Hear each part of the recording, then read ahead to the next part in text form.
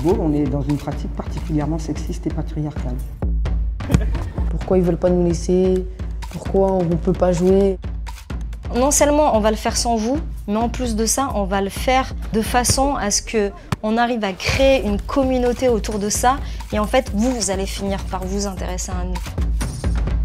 On a eu des commentaires sur les réseaux de « Ah oui, c'est la fin du monde ».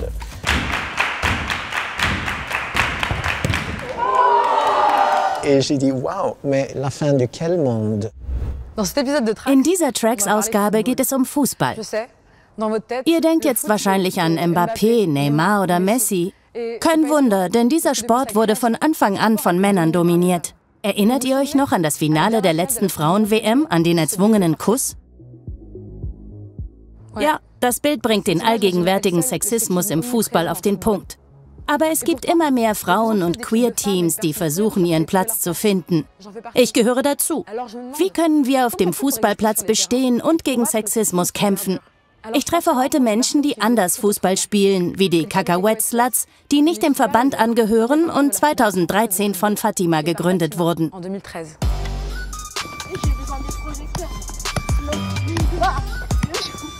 Le foot, c'est un peu un truc où c'est mon amour aussi. Et c'est quelque chose qui m'a apporté énormément, qui m'a fait grandir, qui m'a construit autant que femme, autant que jeune sportif, autant que lesbienne. Amor, ça veut dire amour. Fati, ça veut dire destinée. Et en fait, c'est le fait d'accepter sa destinée. Alors ça, je vais te montrer ma petite collection de maillots. Ça, il y en a beaucoup, hein. Ça, c'est la vierge que je suis. Je dois les mettre dans le bon sens. Ericsson, à l'ancienne. C'est un vintage. Le maillot de Olivier Tom. Tout le monde sait de quoi je parle. Je crois que c'est le plus important. C'est le maillot de l'Algérie. C'est très important pour moi parce que moi, je suis franco-algérienne, née en Algérie. Ah, le Barça. Hein. Ouais, Barça. En vrai, j'adore Manchester parce que Beckham. Franchement, je dois vraiment choisir un seul. Ça, c'est l'Arsenal. C'est le maillot de Jules. Oh! J'ai toujours joué au foot et à 13 ans, j'ai dû arrêter parce que justement, je devenais une femme physiquement et que le club où je jouais, il y avait pas de session féminine et ça m'avait bouleversée. Je suis rentrée chez moi en pleurant et j'ai dit à ma mère, être une fille, c'est nul. Doch es war nicht immer doof, eine Frau zu sein, die Fußball liebt. Zwischen 1917 und 1920 füllten Frauenmannschaften die Stadien genauso gut wie Männer. Pour la première rencontre internationale qui a été jouée contre l'Angleterre, il y avait 50 000 spectateurs. Et puis rapidement, on va leur interdire pour deux raisons principales. Une raison d'abord médicale, que ça allait l'empêcher de devenir mère. Puis la deuxième, c'est la rhétorique morale. La femme n'est pas autorisée à se mouvoir, à se montrer dans l'espace public. Et elles n'ont plus le droit de faire du football jusqu'aux années 1970. Diese Ausgrenzung führt dazu, dass Fußball auch heute noch von vielen in erster Linie als Männersport wahrgenommen wird. Deshalb gründen Menschen wie Fatima alternative Mannschaften wie die Cacahuète Sluts mit Frauen und queeren Menschen. Ça les BG? Ça va la bégette? Ça fume des cigarettes, voilà, c'est pas sérieux. Alors j'ai vos maillots là, les contre-attaques. Et toi? Ça va. On se change où? À la Cacahuète Sluts quoi, dehors. Je pense que le succès des Cacahuète Sluts et son ADN, c'était de montrer autre chose que ce qu'on voulait nous montrer. Et surtout de montrer des femmes qui s'assumaient, qui assumaient leur physique. En fait, t'as pas un profil. Tu vas avoir des personnes queer, des personnes trans, des lesbiennes, des petites, des grandes, des grosses, qui rentraient pas dans la norme féminine et qui étaient fières d'elles et qui se cachaient pas. Et ça, c'est quelque chose qu'on ne nous montre pas trop dans le football féminin parce qu'en fait, on a un imaginaire autour de ce que c'est une femme et même si elle fait du foot, il faut qu'elle soit féminine.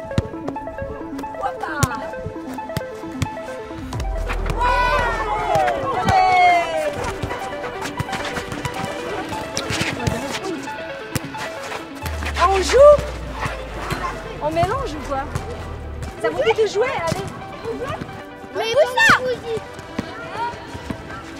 Nous on joue souvent à Bobigny ou à Pantin et en fait il y a des petits qui jouent déjà sur les terrains et en fait eux ils habitent là, nous on n'habite pas forcément là et du coup c'est important de leur laisser aussi leur espace et qu'ils puissent jouer parce qu'ils sont chez eux et que nous on vient aussi sur leur terrain mais c'est cool de partager quoi.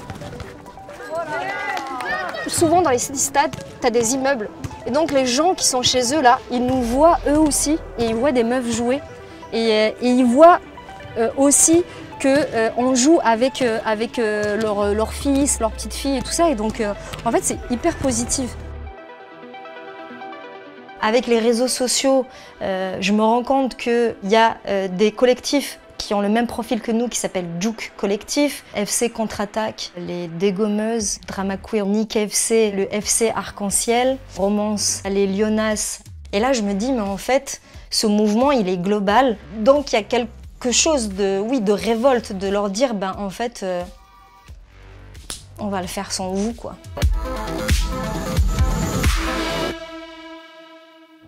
Die Zahl der weiblichen Mitglieder im französischen Fußballverband ist in 10 Jahren von 90.000 auf 200.000 gestiegen.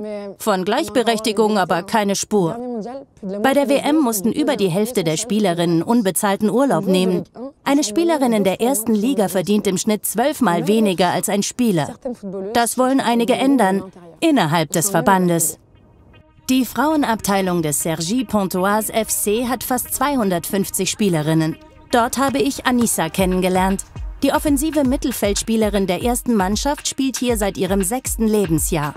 2021 hat ihre Leidenschaft sie zu PSG geführt. On est à 1-1 et moi du milieu de terrain, je reçois la balle. Allez, la bonne récupération là, justement pour Anissa Atap qui va prendre sa chance de loin. Le petit lob, oh le but incroyable. Et c'était franchement, je crois, le plus beau but de ma carrière. Et j'ai donné la victoire à mon équipe et on est parti en finale. Diese Erfahrung dauerte nur ein Jahr. Anissa litt unter wiederholten Panikattacken und wurde von ihren Trainern nicht ausreichend unterstützt. Nach einer langen Depressionsphase erholte sie sich in ihrem Heimatverein in Cergy. J'aime trop le thé en plus, il est plus chaud. Pardon, attends. C'est vrai que ma mère elle peut être filmée de base.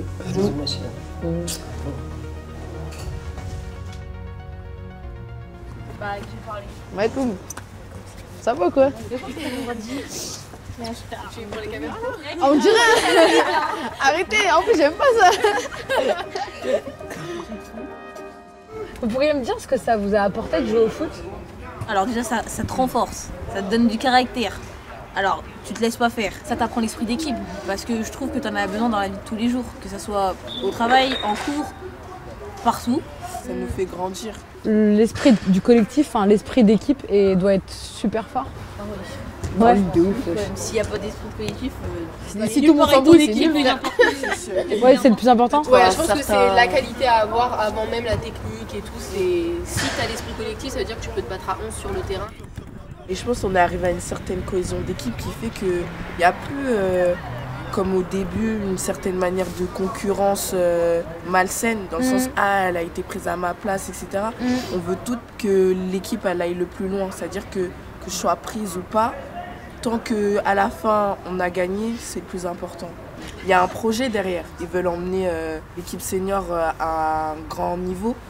Pourquoi est-ce que d'après vous, les femmes ont pu jouer au foot qu'à partir des années 70? Parce que pour eux, la femme c'est trop fragile. Faut pas leur faire du mal, faut pas les toucher, faut pas qu'elles tombent par terre, faut pas qu'elles ont une blessure, alors que...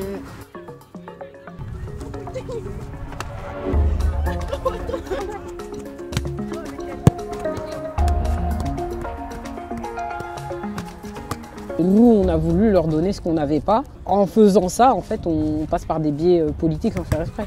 Parce que pour moi, c'est le nerf de la guerre, il se passe à la Fédé. C'est là-bas où les filles sont licenciées, où il y a le plus de pratiquantes, où il y a le plus de visibilité, où il y a le plus de potentiel. Donc, pour moi, c'était important de rentrer dans cette organisation-là, que je critique beaucoup, pour justement, moi, apporter une réponse. Et on essaie de le faire à notre manière, avec notre point de vue. En respectant les règles, le plus souvent possible. Mais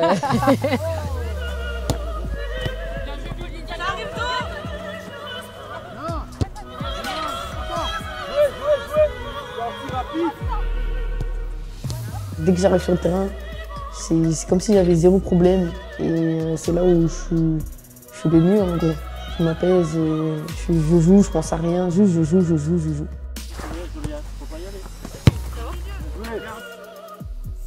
Et t'arrives à jouer tous tes matchs?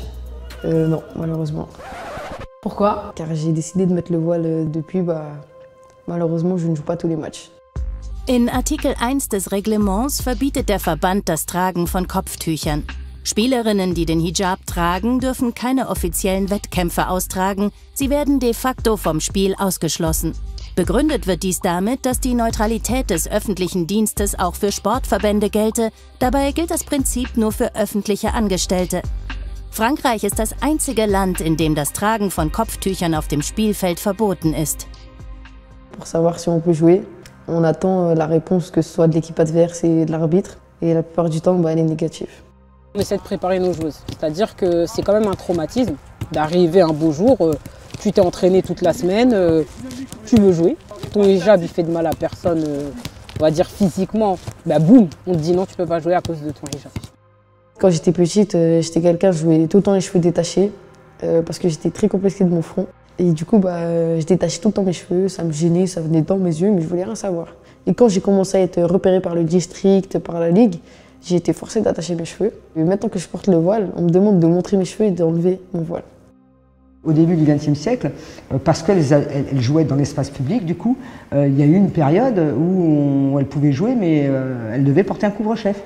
Maintenant, pour d'autres raisons, des raisons morales aussi, et peut-être commerciales, on leur demande aujourd'hui de jouer sans couvre-chef.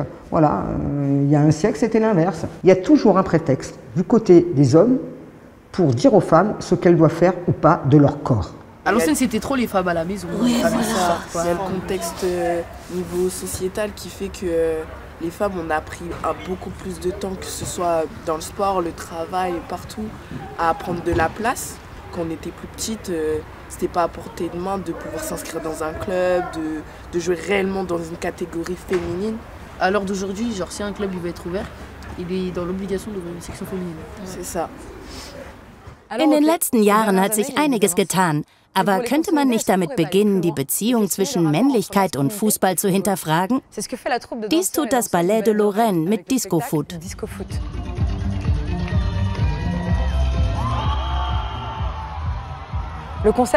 Ein Fußballspiel, bei dem das Laufen verboten ist. Man darf sich nur mit Tanzschritten bewegen und so stilvoll wie möglich Tore schießen. On va répéter, venez avec nous.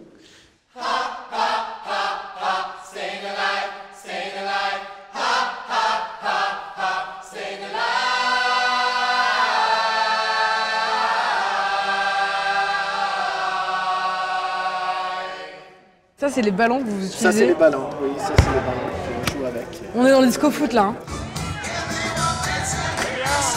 Ouais!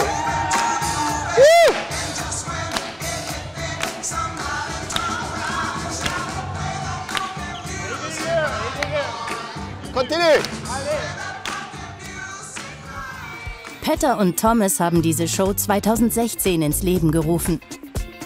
Sie wollten die Grenzen zwischen Weiblichkeit und Männlichkeit im Fußball und im Tanz erforschen. Dazu spielen zwei gemischte Teams in den kurzen Hosen der Fußballer der 70er Jahre. Sie übertreiben Bewegungen, die bereits auf dem klassischen Spielfeld zu sehen waren. On met un peu un miroir sur le foot aussi, parce qu'on sait qu'il y a beaucoup de drama, on sait qu'il y a beaucoup de théâtre dedans.